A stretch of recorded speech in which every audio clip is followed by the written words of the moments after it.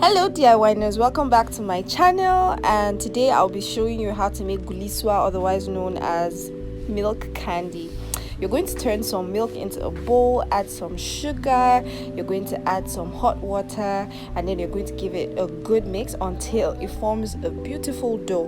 Now don't worry about the exact measurements, I'm going to drop them at the description box below. And then you grease your palms using oil or water. I like to use oil. And then you're going to cut little chunks and then roll them in between your palms until you form little beautiful balls, well, depending on how big you want the balls to be.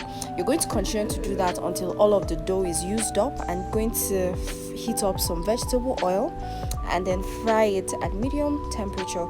You don't want it too hot so it doesn't burn, instead of frying beautifully. Then you're going to give it a little swirl just so that it can brown out evenly.